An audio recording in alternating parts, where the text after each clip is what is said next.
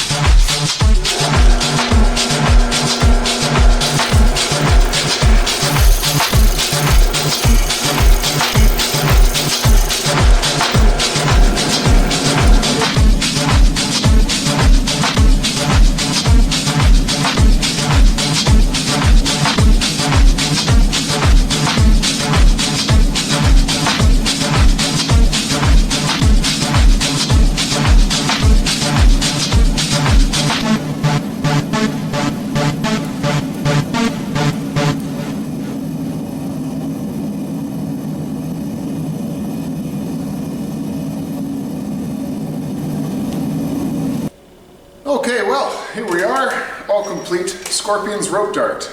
I didn't bother showing the paracord tying. I'm horrible at it, and you really don't want to sit there and watch me fumble with a piece of rope for half an hour.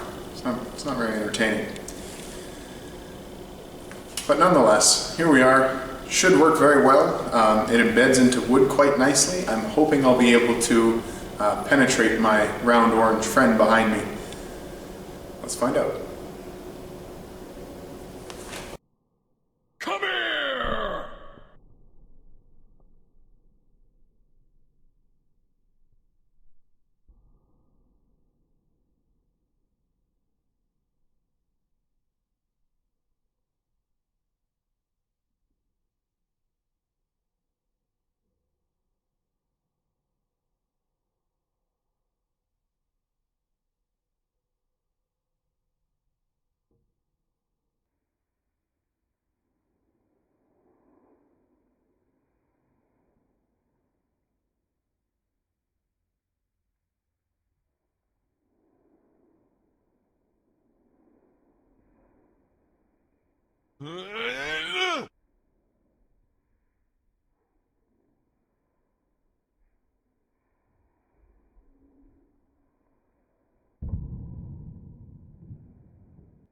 Get over here!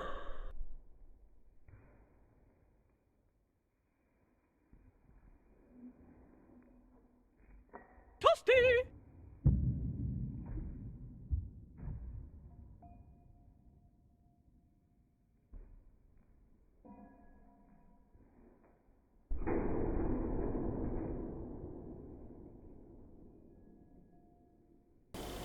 Okay, well, that actually worked pretty good.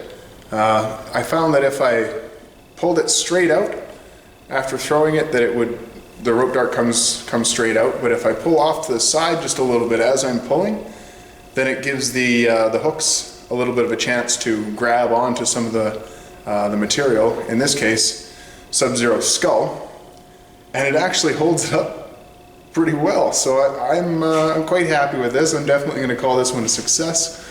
If you like this video, please leave a like. Comment down below, let me know if there's anything that I could have done better. I am still learning. I managed to get the double-sided bevel actually pretty straight, pretty even, so that's a success. Thank you very much for everybody who helped me with that on my on my last video. You were all a tremendous help, and I do read all and consider all of your comments and all of your suggestions, so thank you very much. Thank you for watching. For the She-Ra review. Score.